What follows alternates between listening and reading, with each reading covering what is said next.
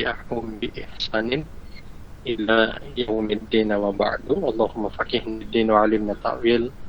اللهم ربنا زدنا علما وارزقنا فهما. اللهم إنا نسألك علما نافعا ولا ينسى. رب اشرح لي صدري ويسر li amri wahlul 'uqdatam min lisani yafqahu qawli. Kita pertama bersyukur kepada Allah Subhanahu wa taala karena begitu banyak nikmat yang telah Allah berikan kepada kita.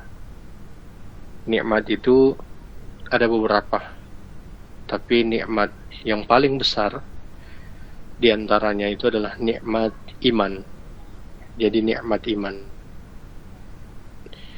Karena dengan nikmat iman ini kita bisa merasakan ada dorongan di saat kita melakukan ibadah.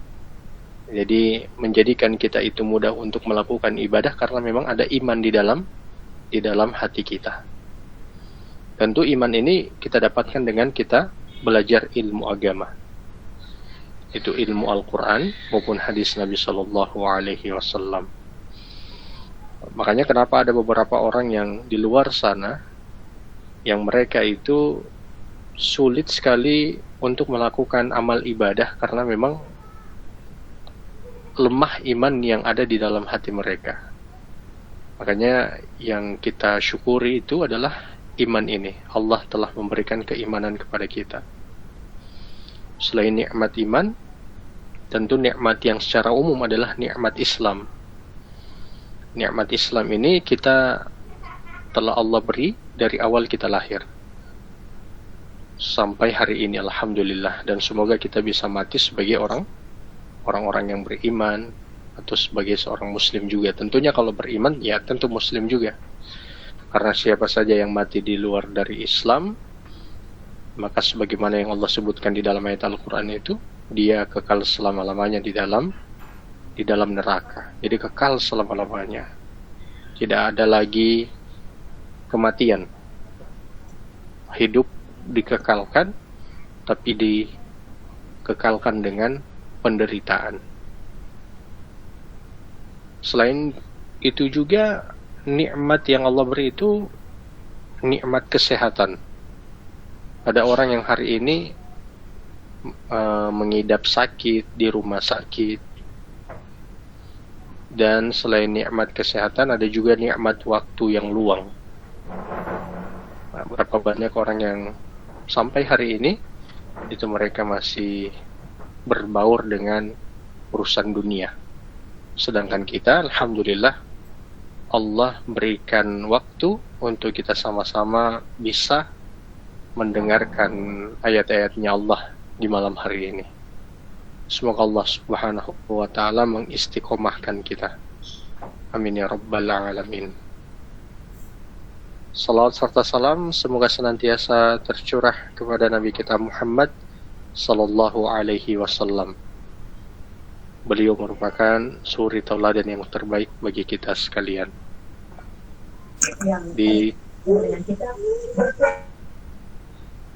Di kesempatan kali ini kita melanjutkan pembahasan kita. Sudah masuk di ayat yang ke-61. Ayat ke-61 surat An-Nisa. Silakan admin dibagikan surat An-Nisa ayat yang ke-61. Ayat yang ke-61 ini masih berkaitan dengan ayat yang sebelumnya. Jadi masih berkaitan dengan kisah yang ada di dalam ayat yang ke-60. Mungkin saya ulangi lagi ya kisahnya. Itu tentang dua orang. Satunya orang yang mengaku beriman padahal dia sebagai orang yang munafik. Satunya lagi orang Yahudi, yang mana mereka berdua ini berselisih. Ya, ketika mereka berselisih, mereka bersepakat untuk mencari pihak ketiga yang akan mengadili. Yang akan mengadili itu artinya yang akan memutuskan siapa kira-kira yang benar di antara perselisihan yang mereka perselisihkan itu, atau masalah yang mereka perselisihkan itu. Ketika menentukan pihak ketiga, orang Yahudi ini lebih cenderung kepada Nabi Muhammad untuk dijadikan sebagai pihak ketiga. Ya. Adapun orang munafik yang mengaku beriman, dia justru lebih cenderung kepada pemuka Yahudi, imamnya Yahudi, untuk menjadi pihak ketiganya. Gitu. Jadi dia lebih condong kepada imamnya Yahudi, rohibnya Yahudi. Ya karena memang orang Yahudi ini bersikeras untuk memilih pihak ketiganya tetap Nabi Muhammad, maka disepakatilah oleh mereka berdua. Orang munafik ini akhirnya mengikuti itu. Mereka lantas datang ke Nabi, lalu menceritakan permasalahan yang mereka atau yang terjadi pada mereka berdua. Dan setelah itu Nabi membuat keputusan bahwa yang benar itu adalah orang Yahudi. Yang benar itu adalah orang Yahudi. Lalu setelah itu orang munafik itu meminta izin kepada Nabi. Entah dia minta izin atau tidak ya, tapi dia minta izin ke Nabi, izinnya ke Nabi itu untuk dia pergi ke Umar. Pergi ke Umar itu menjadikan Umar sebagai pihak ketiga. Jadi secara tidak langsung dia itu menolak Nabi. Jadi dia menolak keputusan Nabi. Nabi persilahkan. Mereka berdua pun dengan tawaran orang munafik itu ingin pergi ke Umar, ya mereka lantas pergi berdua ke Umar. Sampai di rumahnya Umar, tentu di depan rumahnya, orang Yahudi ini yang pertama menceritakan permasalahan yang mereka hadapi, dan orang Yahudi ini sudah menjelaskan juga bahwa mereka baru dari Nabi. Umar tidak banyak bicara. Dia katakan dia mau masuk ke dalam dulu. Dia keluar, dia bawa pedang, ditebaslah leher dari orang munafik itu. Kenapa sampai Umar bersikap seperti itu? Karena ketika orang itu menolak Nabi, berarti dia secara otomatis telah menjadi murtad. Kalau hari ini, siapa saja yang tidak percaya hadis atau menolak hadis, maka dia sebagaimana juga orang munafik yang menolak Nabi. Jadi tidak boleh kita itu menolak ayat Al-Quran, ataupun tidak boleh kita menolak hadis-hadis Nabi. Begitu. Kita mungkin bisa menolak penafsiran yang salah dari Al-Quran ataupun penafsiran yang salah dari hadis itu. Tapi yang tidak boleh kita tolak adalah hadis itu. Sama juga kalau misalnya penafsirannya sudah benar, penjelasannya sudah benar, pemaparannya tentang Al-Quran itu dan hadis itu juga sudah benar. Lantas kemudian kita katakan itu tafsiran yang salah. Ini juga sama sebagaimana kita itu dihukumi sebagai orang yang telah menolak Al-Quran maupun hadis. Jadi bukan perkara biasa kita itu mengatakan tidak percaya Al-Quran ya, atau tidak percaya hadis ya. Itu perkara yang sangat besar dalam agama kita. Bahkan sampai dihukumi murtad. Bahkan sampai dihukumi murtad itu. Keluar dari agama Islam. Baik, lanjutannya di ayat yang ke-61 ini. Allah Subhanahu wa taala berfirman, "Wa idza qila lahum ta'alu ila ma anzalallah wa ila ar-rasul." Dan apabila dikatakan kepada mereka, lahum ta'alu, marilah kalian ila ma anzalallah, untuk marilah patuh pada apa yang diturunkan kepada Allah, wa ila rasul, dan juga apa yang diturunkan kepada Rasul. Jadi ini perintah kepada semua sebenarnya.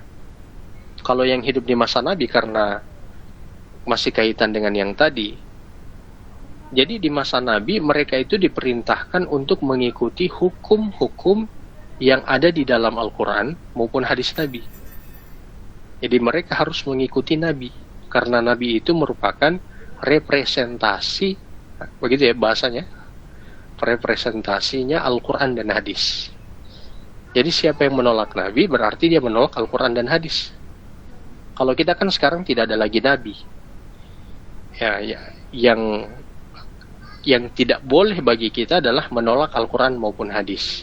Kita boleh menolak ucapan ustadz, kita boleh menolak ucapan kiai, kita boleh menolak ucapan ustazah, kita boleh menolak ucapan habib, apabila ucapan-ucapan mereka itu atau penjelasan-penjelasan mereka itu bertolak belakang dengan Al-Quran dan hadis. Begitu. Kalau Nabi kan bukan ustadz, Nabi itu memang sudah mewakili hadis itu Nabi. Bahkan Al-Quran diturunkan melalui Nabi. Begitu ya. Jadi dalam ayat ini juga kita diperintahkan oleh Allah untuk berhukum dengan hukum yang ada di dalam Al-Quran maupun hadis. Dalam segala hal, dalam segala persoalan. Persoalan pribadi kah? Persoalan rumah tangga kah? Di tempat pekerjaan, perselisihan yang terjadi di lingkungan sosial, bahkan yang kaitan dengan masalah pemerintahan. Kita diperintahkan untuk kembali kepada hukum Al-Quran dan hadis. Karena hukum Al-Quran dan hadis itu adalah hukum yang paling sempurna. Bukan sempurna, pokoknya sangat-sangat sempurna. Sama juga dengan orang kalau misalnya dia bikin HP, atau perusahaan Samsung itu bikin HP. Mereka kan pasti bikin buku petunjuk kan. Kalau orang beli HP Samsung lah, itu pasti ada buku petunjuk di DOS-nya itu kan. Nah, buku petunjuk itu, ya tentu ini dikeluarkan oleh Samsung itu sendiri karena mereka lah yang merancang. Karena mereka lah yang membuat HP ini, HP Samsung. Tidak akan mungkin bisa perusahaan Oppo misalnya, mereka yang bikin buku petunjuknya untuk HP Samsung. Makanya kalau ada orang yang tukang servis, dia biasanya hanya servisnya di HP Oppo misalnya ya, dia lebih mahir buka utak-atik HP Oppo, lantas satu ketika dia ingin mengutak-atik HP Samsung. Apa yang akan terjadi? Bukan justru gagak atau bukan justru mau bayar ini HP, tapi justru akan jadi rusak. Ya. Karena dia tidak punya ilmu untuk memperbaiki HP Samsung itu. Jadi harus yang memang membuat HP itu, harus yang memang merancang HP itu yang membuat buku petunjuknya. Ya karena memang Allah lah yang menciptakan bumi ini dan langit ini, maka dialah yang paling tahu. Dia yang paling tahu aturan-aturan atau hal-hal yang diberlakukan di bumi ini supaya dia menjadi baik.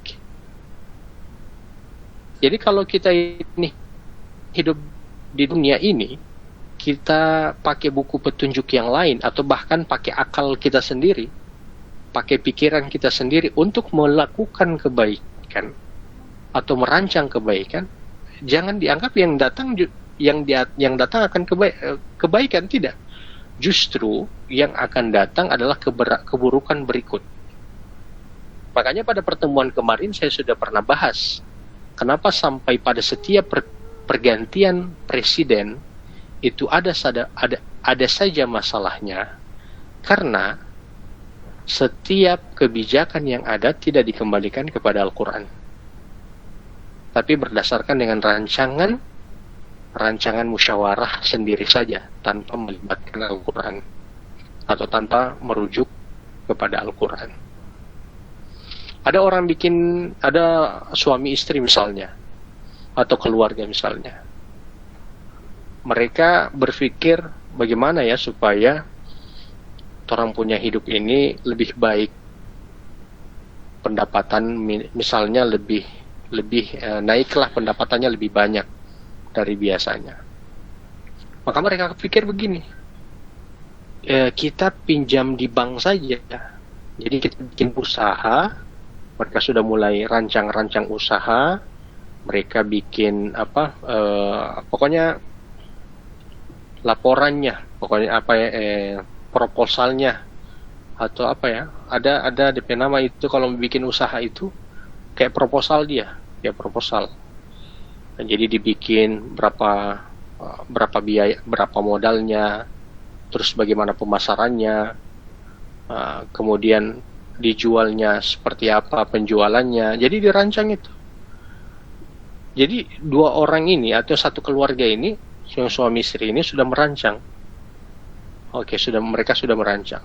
Sayangnya ketika mereka memulai, justru mereka memulai dengan cara yang Allah tidak ridho atau tidak mengikut aturan Allah. Mereka mulai dengan riba. Jadi mereka mulai pinjam di bank untuk usaha itu, untuk memulai usaha. Yang terjadi apa? Mungkin di awal mereka semangat karena kan baru terima uangnya. Semangat, tapi pada perjalanan berikut mulailah mereka menghadapi masalah. Gitu, dan masalah itu akhirnya jadi apa? Akhirnya jadi besar. Biasa efek-efek riba lah, pernah mungkin pengalaman masing-masing ya. Itu akibat dari kita itu tidak mengikuti aturan dan hukum Allah.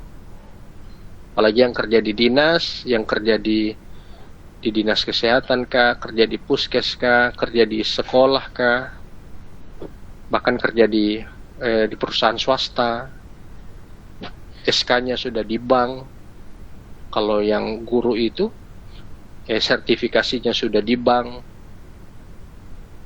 Pokoknya yang begitu-begitu sudah dikasih sekolah di bank. Awalnya mungkin senang bikin rumah, beli mobil, tapi semakin lama, perjalanan 2-3 tahun, itu akan terasa masalah itu akibat dari melawan hukum-hukumnya Allah. Gitu ya. Jadi agama kita ini adalah agama yang mengatur segala hal supaya sesuai dan supaya bisa tenang hidup kita, maka ikuti aturan-aturan Allah. Jadi jangan kita ini ikut aturan Allah hanya pada pelaksanaan sholat saja, hanya puasa Ramadan saja, hanya sedekah saja, tapi segala hal, semua hal. Misalnya kerja di dinas, jangan bikin yang fiktif. Biasa kalau di dinas itu bikin perjalanan dinas yang fiktif, itu biasanya ada. Atau kalau misalnya di dinas juga itu ada suap-suapnya, begitu. Riba sih paling banyak tersebar di mana-mana, riba. Gitu saja. Oke, kemudian Allah katakan, "Ra'aital munafiqina yasudduna 'anka sududan." Saya itu gini ya, kalau soal masalah riba, coba cek saja di lelang. Ada kan situs lelang itu seluruh Indonesia. Untuk Kota Gorontalo beberapa toko itu masuk lelang. Itu di Kota Gorontalo. Paling banyak yang masuk lelang itu Pohuwato sama Kota Gorontalo. Kalau yang masih dipajang di depan bank itu belum masuk di jadwal lelang itu. Baru dikasih tako itu. Kalau tetap tidak mau dibayar, baru dijadwalkan di lelang itu. Ra'aital munafiqina yasudduna 'anka sududan. Engkau Muhammad melihat orang-orang munafik benar-benar berpaling darimu. Jadi orang-orang munafik itu tertuju kepada yang dibunuh oleh Umar ini. Itu dia tidak mau menggunakan Al-Quran dan Sunnah atau hadis dalam berhukum. Akibatnya apa? Akibatnya dia itu terhukumi sebagai orang yang murtad, keluar dari agama Islam. Jadi dia bukan Islam lagi. Akibat bagi mereka apa? Ya, akibat bagi mereka adalah mereka kekal selama-lamanya di dalam neraka. Semua hukum Islam itu baik. Semua hukum Islam itu yang terbaik. Mungkin saya pernah bahas di sini ya, tapi saya mau ulangi lagi. Kenapa dalam hukum Islam itu ada rajam? Bagi suami istri yang mungkin sudah menikah, misalnya ada satu laki-laki, kan ini kan banyak sekali orang mau dapat lihat di medsos itu, bukan medsos sedikit, ada kasus perselingkuhan, ada penggerebekan, ada yang dia dapati di chat, ada yang sobabakalai di penginapan. Itu kalau saya mau lihat medsos itu adanya yang begitu. Ada saja yang begitu kasus-kasusnya, subhanallah. Na'udzubillahi min dzalik. Jadi kenapa sampai ada rajam dalam Islam? Kalau orang lihat sebagaimana yang ada di luar negeri, di Eropa, yang biasa kumpul kebo, yang biasa tinggal satu rumah, biasa mereka ini tinggal satu rumah, akhirnya punya anak. Tapi itu menjadi hal yang biasa bagi mereka, walaupun belum menikah. Bahkan ada yang memutuskan menikah di saat anak mereka sudah 5. Bisa dibayangkan ini. Jadi mereka bercocok tanam dulu, kemudian punya anak bisa sampai 4 sampai 5. Setelah itu mereka itu baru menikah. Alasan mereka, sebelum saya jelaskan tentang masalah rajam ya, alasan mereka kenapa harus ada pacaran, kenapa harus dilakukan seperti sebagaimana yang fatal tadi, dengan pasangan itu kan hidupnya selamanya, gitu kan, diharapkan selamanya. Bagaimana orang bisa hidup selamanya sedangkan dia tidak terlalu begitu kenal dengan calonnya? Makanya mereka pakai kayak tadi. Jadi pacaran ini tidak ada dalam Islam. Di mereka itu kayak yang sebagaimana tadi, sampai punya anak baru kemudian menikah. Pacaran ini karena memang Islam tidak memperbolehkan, mereka poles bagus-bagus. Jadi mereka poles bagus-bagus, dipoles bagus, baru disebarkan ke orang-orang Muslim. Begini polanya mereka. Kenapa sampai mereka melakukan ini? Mereka ingin melawan ta'aruf. Mereka ingin melawan yang namanya khitbah. Ta'aruf itu kan di pemahaman orang itu, bagaimana kamu bisa menikah dengan orang yang baru kamu kenal kan? Yang kamu kenal hanya beberapa menit saja. Padahal ta'aruf itu tidak seperti itu. Ta'aruf itu bukan hari ini ta'aruf, besok langsung menikah, tidak. Jadi ada peran orang tua, kedua orang tua punya peran di situ. Dan di mana perannya? Ketika sudah ada, misalnya ada laki-laki ingin menikahi perempuan ya, maka orang tua dari laki-laki ini ataupun orang tua dari perempuan lah, misalnya ada laki-laki yang ingin meminang anaknya, ingin melamar, maka orang tuanya ini harus mencari tahu laki-laki ini. Bagaimana dia mencari tahunya? Dia mencari tahu dari orang terdekat laki-laki ini. Yang pertama, terdekat secara keluarga.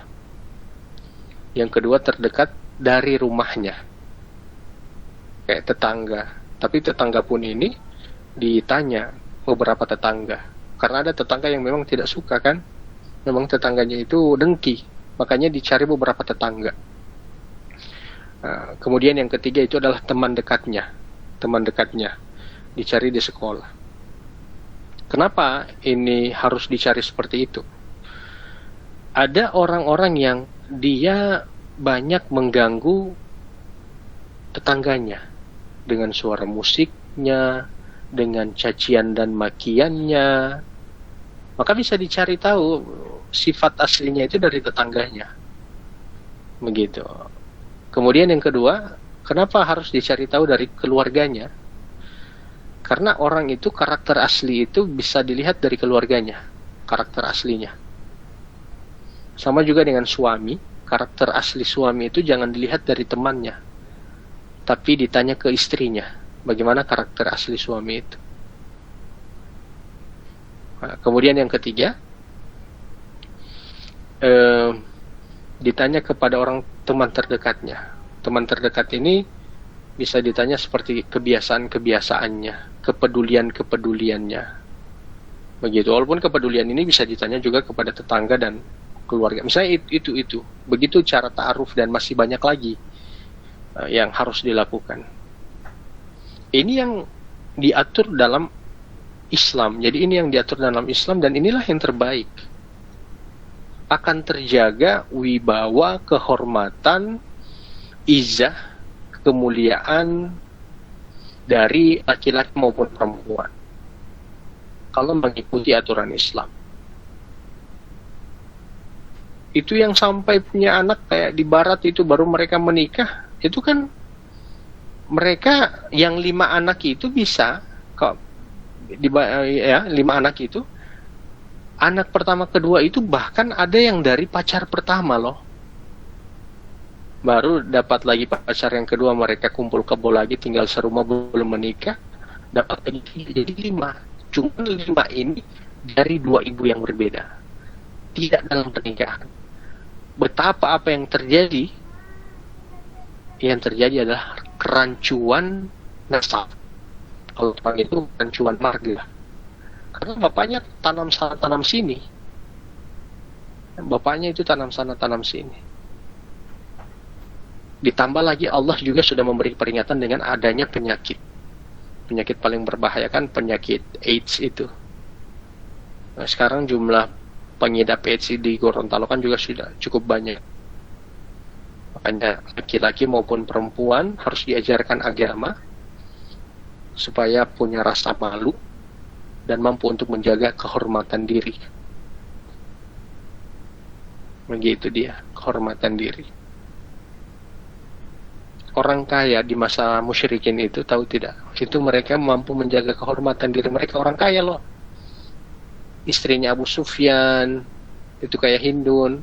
Mereka itu tidak sembarang itu bisa dekat dengan orang-orang biasa.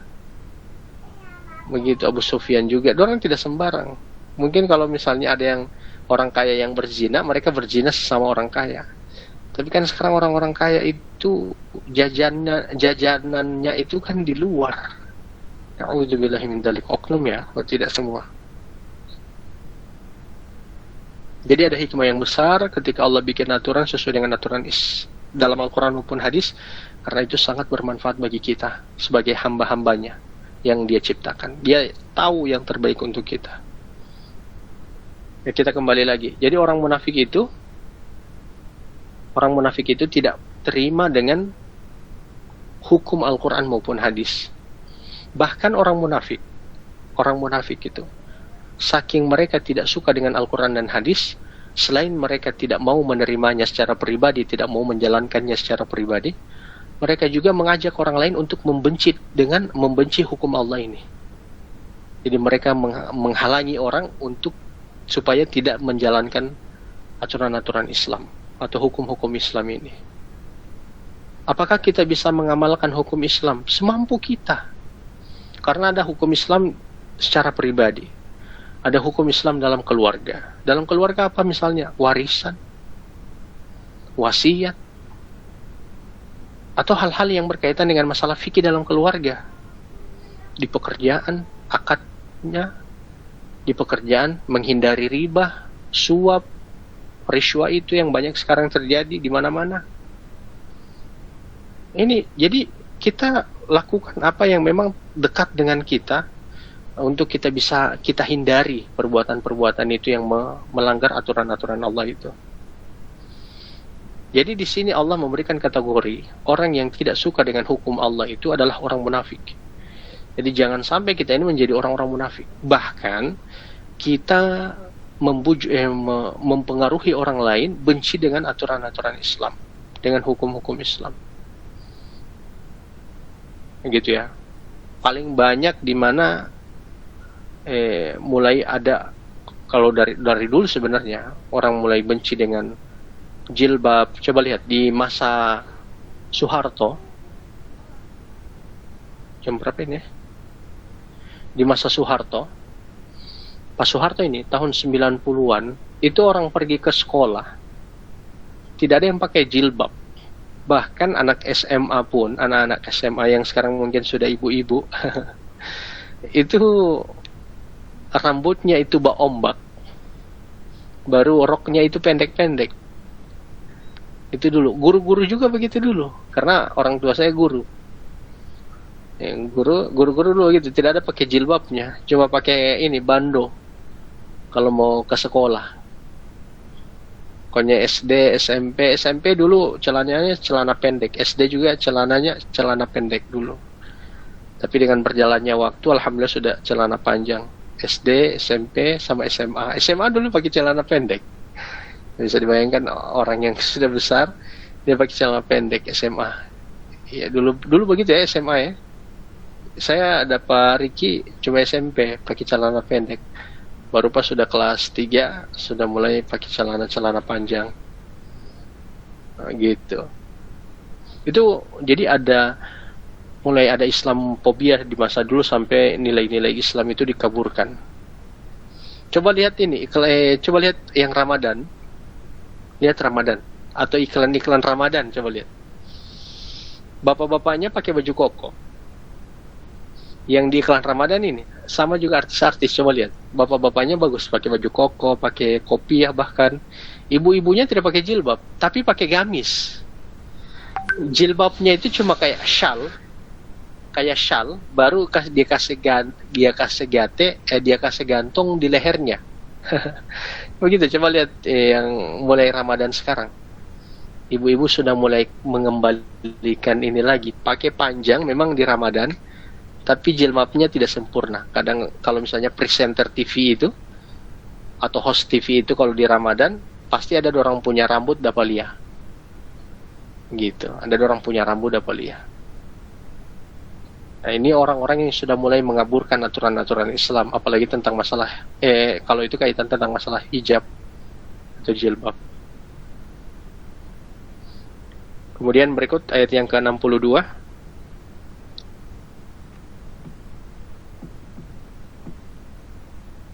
فَكَيْفَ إِذَا أَصَابَتْهُمْ مُصِيبَةٌ بِمَا قَدَّمَتْ أَيْدِيهِمْ. Bagaimana halnya apabila kelak musibah menimpa mereka, orang munafik, karena perbuatan mereka sendiri. Jadi musibah yang dialami dalam ayat ini itu tertuju kepada orang munafik tadi. Musibahnya adalah dia dipenggal oleh Umar. Jadi dia dipenggal oleh Umar. Itu musibah yang dialami. Sama juga dengan kita, mungkin hari ini ada orang yang tidak berhukum dengan hukumnya Allah. Sebagaimana saya sampaikan tadi, dia menggunakan hukum dengan akalnya sendiri. Misalnya dia melakukan riba. Yaitu musibahnya akan dia dapatkan sendiri. Akhirnya dia bangkrut, kehidupannya susah, kemudian suasana keluarganya kacau, pokoknya tiap hari baku-baku marah, teriak-teriak, dan lain-lain dalam keluarga hanya karena masalah riba. Jadi pokoknya karena di sini disebut musibah, artinya setiap sesuatu yang kita lakukan di luar daripada hukum Islam, atau kita tidak mengikuti aturan hukum Islam dan justru kita membuatnya berlawanan dengan hukum Islam, artinya melakukan perbuatan dosa, pasti ada saja musibah yang akan menimpa kita. Seperti itu. Pasti ada saja musibah yang akan menimpa kita. Summa ja'uka yahlifuna billah. Kemudian mereka datang kepada Nabi, kepadamu.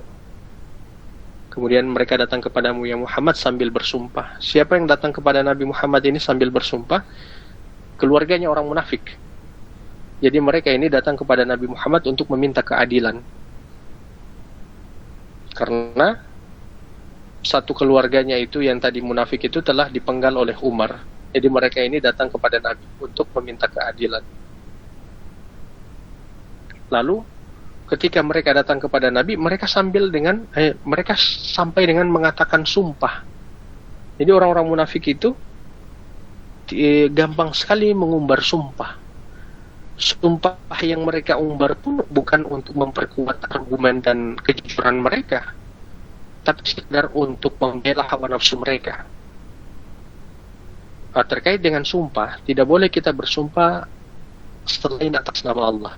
Kita hanya bisa bersumpah atas nama Allah saja. Bahkan kita tidak boleh bersumpah atas nama Nabi, tidak boleh kita bersumpah atas nama malaikat.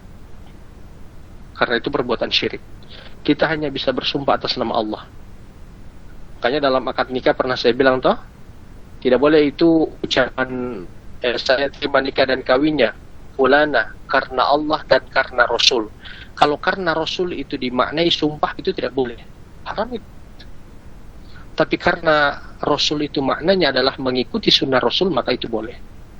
Makanya yang benar itu adalah saya terima nikah dan kawinnya si fulana karena Allah dan mengikuti sunnah Rasul, begitu. Itu yang benar.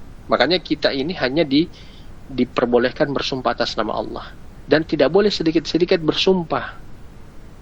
Sedikit-sedikit bersumpah, hanya mau bilang apa sumpah, hanya berbilang apa sumpah. Sedikit-sedikit bersumpah menunjukkan kita itu memang sudah tidak bisa dipercaya.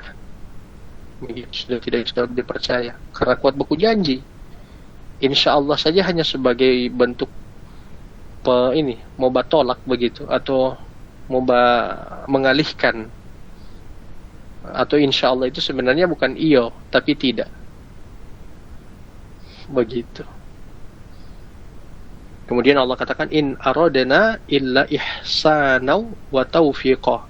Kami tidak sekali-kali, ini perkataannya keluarganya orang munafik ini.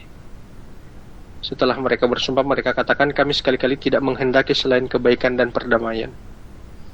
Jadi mereka ini datang kepada Nabi dengan bersumpah atas nama Allah, dan mereka mengadu permasalahan yang mereka hadapi ini, dan mereka minta supaya Umar juga dihukum. Ya, dalam hukum Islam ketika ada yang terbunuh, maka pelakunya juga harus dibunuh dan harus membayar diat. Membayar diat itu sampai berapa unta, harganya sampai miliaran kalau hari ini. Jadi darah muslim itu dia mahal. Jangankan darah, kehormatannya itu mahal.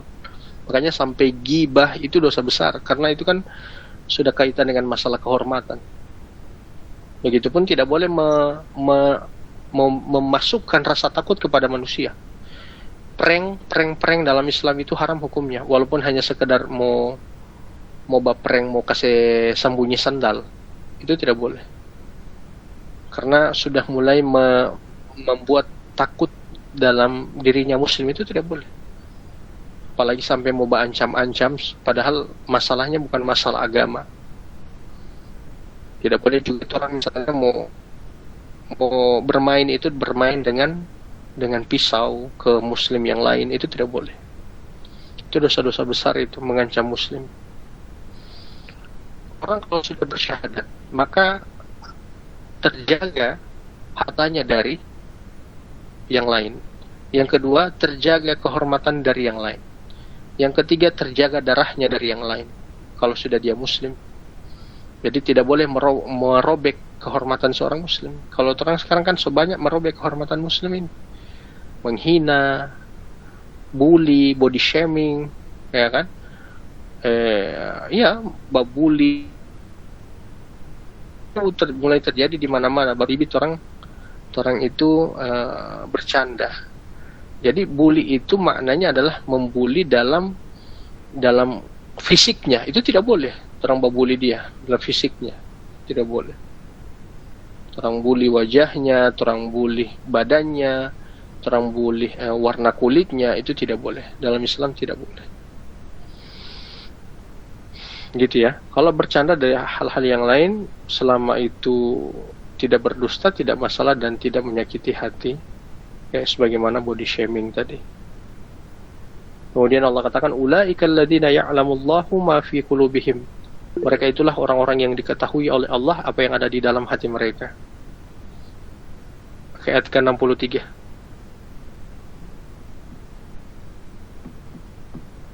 Jadi mereka itulah orang-orang yang diketahui Allah apa yang ada di dalam hati mereka. Allah katakan niat mereka datang kepada Nabi untuk menghukum Umar, Allah sudah tahu apa yang ada di dalam hati mereka. Dan apa yang mereka mau, Allah sudah tahu. Kata Allah, mereka ini adalah orang-orang yang ada penyakit munafik. Tapi ingat ya, tidak boleh orang sembarang bilang orang itu munafik. Kalau sekedar mau bilang, ente ini ada bagian perbuatan orang munafik, itu boleh. Jadi tidak boleh sembarang orang bilang, ente ini munafik. Jangan. Itu urusan hati itu. Gitu ya. Cuman kalau orang bilang, perbuatan orang munafik itu.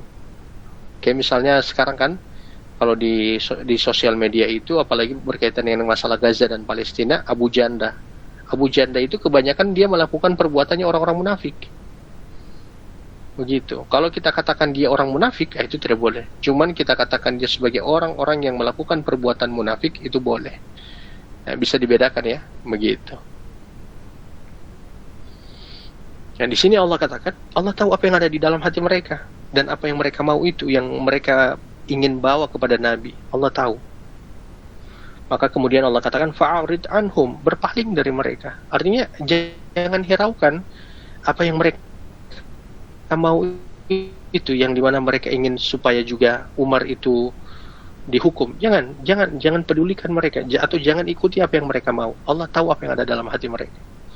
Jadi penting ini bagi orang untuk jujur dalam keimanan, karena tidak akan mungkin seseorang yang ada penyakit hati di dalam hatinya lantas dia bisa masuk ke dalam surga, itu tidak mungkin. Jadi penting bagi saya, penting bagi semua yang ada 39 orang yang mendengar sekarang ini, untuk orang membersihkan orang hati.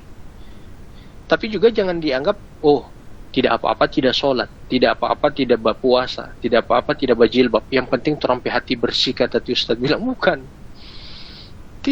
seperti itu. Jadi ada amalan hati dan ada amalan fisik dan ada amalan lisan, dan semuanya harus berbarengan. Begitu. Tidak boleh dipisah. Mau bilang, oh yang penting saya hati baik walaupun saya tidak berhijab. Tidak boleh. Itu harus berbarengan. Orang yang berjilbab, maka hatinya harus hati yang baik. Orang yang sholat, maka juga dia harus melatih hatinya itu menjadi hati yang baik. Ini harus jalan semuanya ini. Jadi amalan itu dia berkaitan, amalan hati, lisan, dan perbuatan. Jadi penting orang untuk meluruskan niat. Ini termasuk saya juga mengikhlaskan segala bentuk perbuatan amal soleh kita dan hal-hal yang lain.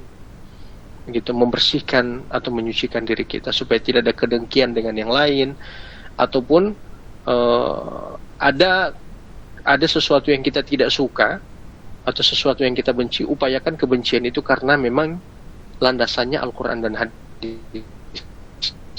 Jadi saya tidak suka dengan orang itu karena perbuatannya, tidak masalah kalau memang perbuatannya itu adalah perbuatan maksiat, karena itu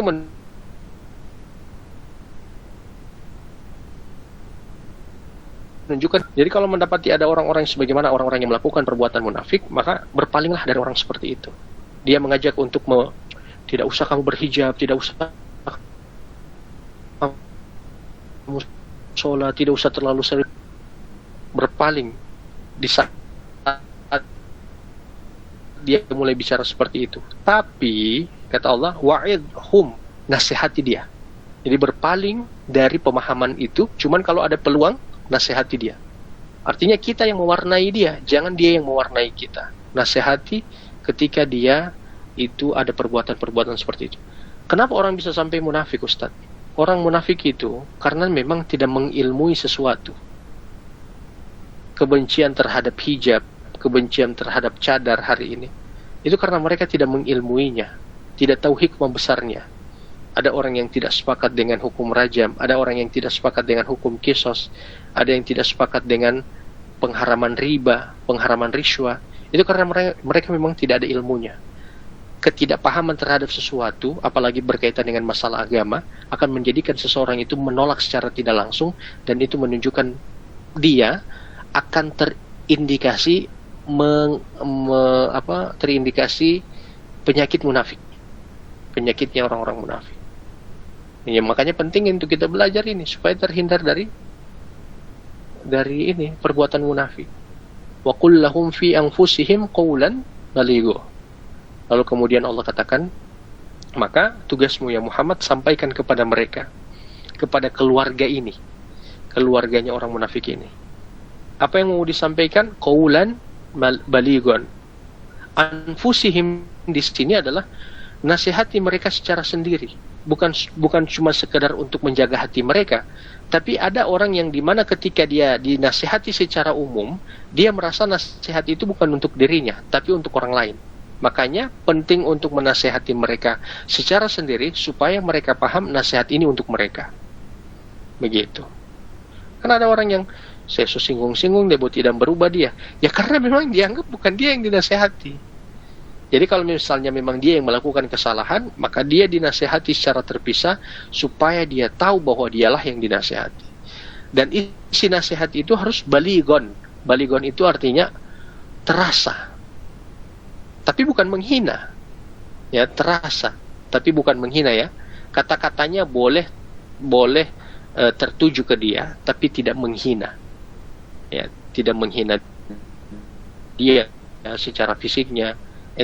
Masalah ente ini bodoh, ente ini tolol, itu jangan menghina seperti itu. Tertuju boleh, ya, tertuju boleh, menusuk boleh, tapi jangan sampai menghina.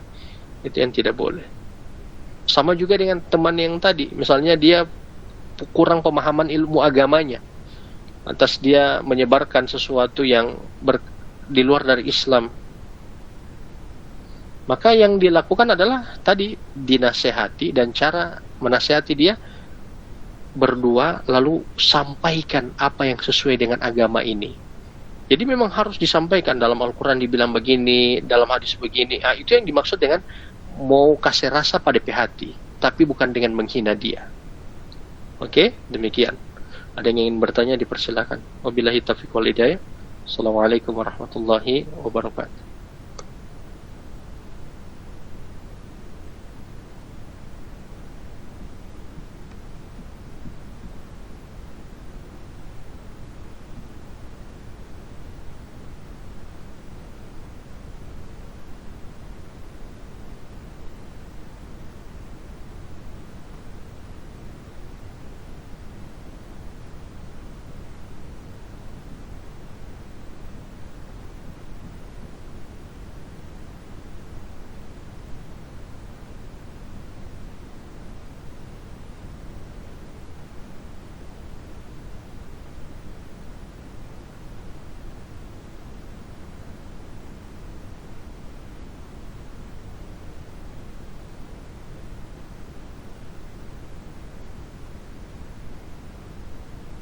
Yang ingin bertanya, kalau ada, silakan.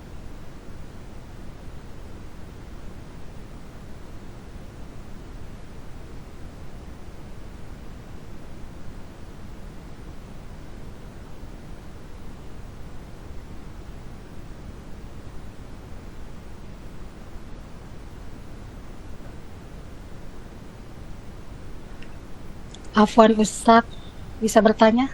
Boleh, silakan. Ya Ustadz, ini mengenai siapa? Saya Ibu Vera.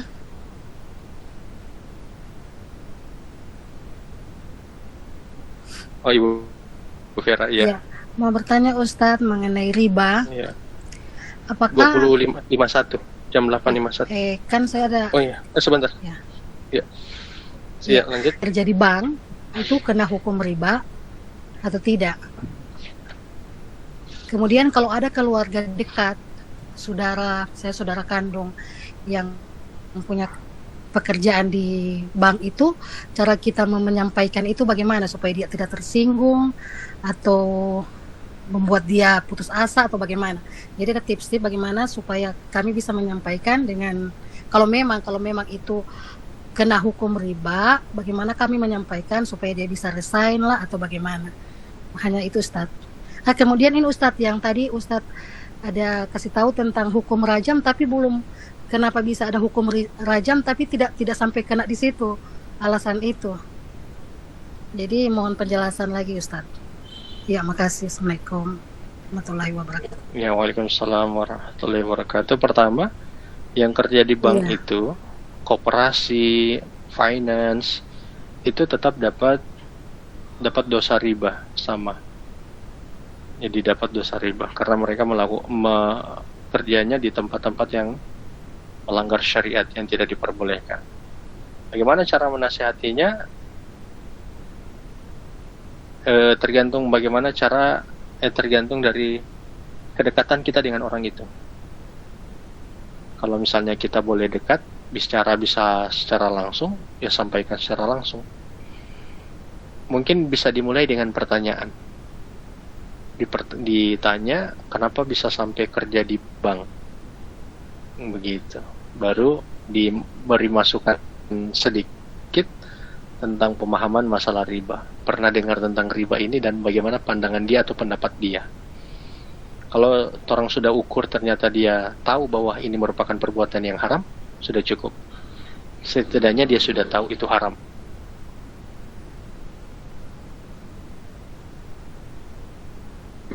Yes, seperti itu. Ya, syukran Ustaz. Kalau yang untuk Ya, yang masih hukum yang rajam itu kedua, Ustaz, kenapa rajam itu sampai ada?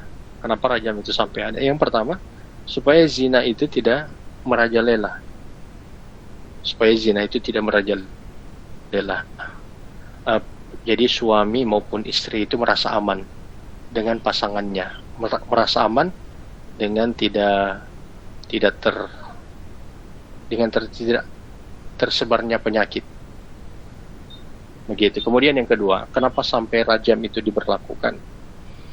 Di Amerika dan di Eropa itu jalur keturunannya sudah kacau, jadi sudah rancu. Sampai ada yang akhirnya mereka menikah itu tanpa mereka tahu bahwa mereka itu satu papa. Jadi satu papa. Jadi kalau dia menikah karena satu papa, itu mereka bukan bercerai, tapi fasak namanya. Fasak itu artinya pembatalan pernikahan.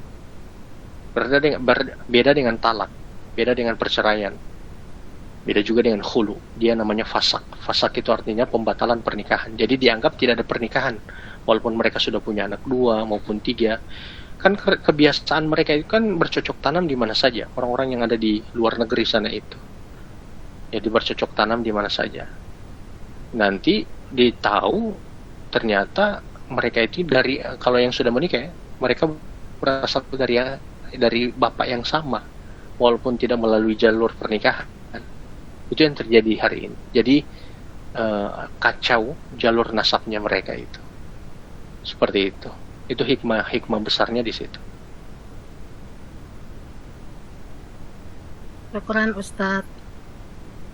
Iya, afwan. Kalau diterangkan kontrol sosialnya masih kuat. Walaupun jaga mulai berkurang dengan alasan profesional atau hidup nafsi-nafsi. Kalau di desa-desa kan masih kuat DP kontrol. Memang gosip ini tidak boleh, tapi jangan sampai kehilangan kontrol. Nah, jangan sampai kehilangan kontrol sosial. Pokoknya ada orang di Sabla yang misalnya kumpul kebo, tidak ditegur, tidak dilaporkan ke desa. Nah, itu salah itu. Begitu. Ada lagi yang mau bertanya, silakan.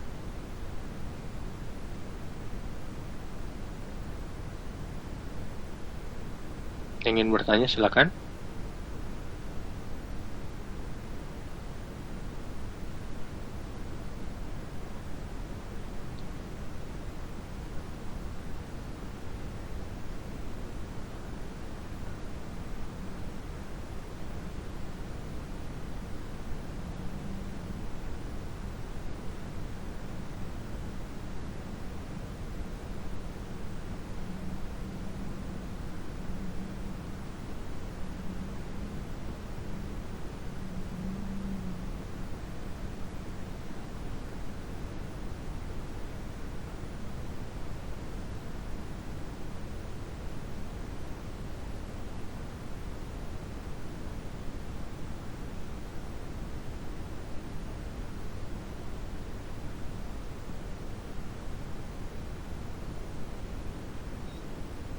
Silakan, ada lagi, tidak usah malu-malu.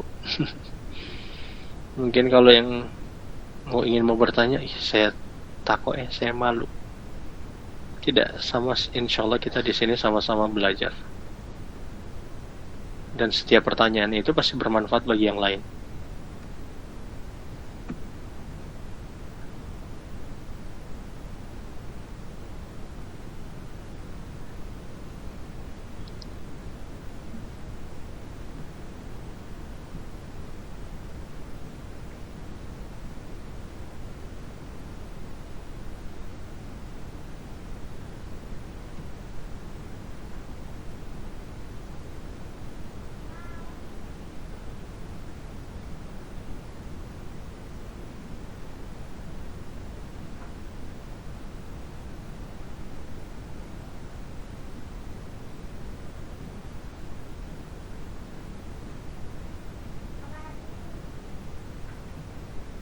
Salah satu contoh yang akibat paling buruk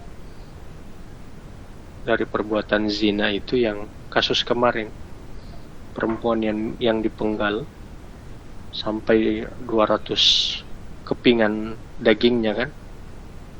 Jadi mereka sudah hidup bersama selama 5 tahun di kos-kosan itu. Jadi sudah hidup selayaknya suami istri yang tinggal bersama.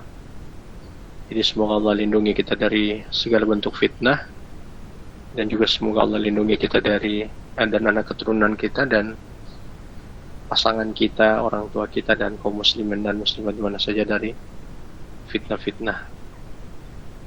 Dan juga sudah pernah saya jelaskan kemarin bahwa dosa itu dia akan berkaitan, akan mengundang dosa-dosa yang lain. Jadi dosa itu akan mengundang dosa-dosa yang lain. Kalau kayak perbuatan zina itu kan dia akan mengundang dosa pembunuhan, ya, di mana ada banyak kasus aborsi, ya begitu kan, seperti itu. Ini ada pertanyaan, apakah pekerjaan dealer sales motor itu mengandung riba, Ustadz? Begini, penjualan dealer atau penjualan kredit syaratnya itu 3. Penjualan kredit ya, syaratnya itu 3. Pertama, dia itu tidak pakai pihak ketiga. Pihak ketiga itu biasanya orang pakai pihak ketiga berupa finance atau pihak ketiga bank. Kalau di KPR itu dia bank. Kalau kredit perumahan rakyat itu dia bank. Kalau ada orang yang kredit KPR, ya lihat ya, lama-lama dia mau susah, lama-lama dia mau bahasa buruknya, lama-lama dia mau miskin. KPR itu dia kayak ini, kayak siapa yang sudah mulai masuk di KPR, sudah mulailah dia dengan penyetorannya sampai 20 tahun sekarang ya. Per bulannya harus dia bayarkan, dan dia bayarkan di awal hanya beberapa tahun itu hanya bunganya. Belum harga rumah itu. Itu kalau di KPR begitu. Oke, lanjut. Oke, kalau kredit itu tidak boleh pakai pihak ketiga. Begitu, tidak boleh pakai pihak ketiga. Kemudian yang kedua, untuk pembelian kredit itu dia harga total kreditnya itu harus jelas. Tidak boleh motor itu hanya tertulis kamari 20 ampa, 36, 12. Harga totalnya berapa kalau misalnya orang itu bak kredit 36. Baru yang ketiga tidak ada denda keterlambatan. Yang keempat tidak ada penyitaan sepihak. Jadi tidak boleh bahas sita-sita sepihak. Penyitaan sepihak ini kan banyak sekali sekarang di masa hari ini. Kayak misalnya baku dapat di jalan, tiba-tiba ada orang yang semua ambil motor, oto, langsung mau dicegat, baru langsung dirampas, dan lain-lain.